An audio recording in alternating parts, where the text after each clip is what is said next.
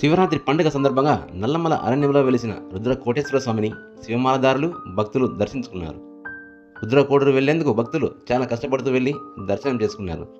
గత ఏడాది వర్షాలు అధికంగా కురవడంతో నేటికి వాగుల్లో నీళ్లు ప్రవహిస్తున్నాయి. వాగుల్లో నీళ్లు అధికంగా ఉండడంతో ఈ ఏడాది ఆర్టీసీ బస్సులు నడపలేదు.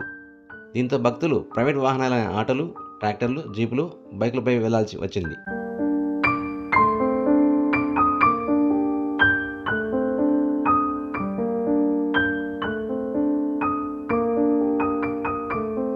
ఆర్మకూరు నుండి నల్లగల వరకు రోడ్డు బాగున్నప్పటికీ అక్కడి నుండి సింగిల్ రహదారి కావడం, మట్టి, రాళ్లు, పెద్ద పెద్ద గుండ్లు ఉండడంతో ప్రయాణం చాలా ప్రయాసగా మారింది.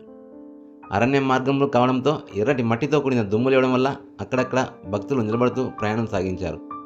మార్గమధ్యంలో వాగులు ఉండడంతో భక్తులు వాహనాలు దిగి నడుచుకుంటూ వాహనాలను తోసుకుంటూ దాటారు. దట్టమైన అరణ్యంలోని దేవాలయంకు వెళ్లే మార్గం ఒకే వాహనం వెళ్లడానికి వీలుండడంతో ఎదురెదురుగా వచ్చిన వాహనాలన్నీ వెళ్ళలేక నిలిచిపోయాయి. ఒక వాహనం వెనుక మరొక వాహనం నిలిచిపోవడంతో దాదాపు కిలోమీటర్ల మేర ట్రాఫిక్ జామ్ అయింది. దీన్ని గమనించిన అటవీ శాఖ సిబ్బంది ఒకవైపు వాహనాలు మాత్రమే పంపించి మరోవైపు వాహనాలను నిలిపివేశారు. ఒకవైపు నిలిపిన వాహనాలన్నీ వెళ్ళిన తర్వాత రెండో వైపు మిగిలిన వాహనాలను పంపించారు. ప్రయాణం ఇబ్బందికరంగా ఉన్నప్పటికీ ప్రయాసపడి రుద్రకోటేశ్వర స్వామిని దర్శించుకున్నారు. రుద్రకోటేశ్వర స్వామి దేవస్థానం ఆధ్వర్యంలో భక్తులకు కావాల్సిన సౌకర్యాలు కల్పించారు. రుద్రకోటేశ్వర స్వామి దర్శనంతో పాటు దట్టమైన అరణ్యంలో వందల ఏళ్ల నాటి చెట్లను, కోనేరు పరిసరాలను చూసి భక్తులు పరవశించిపోయారు.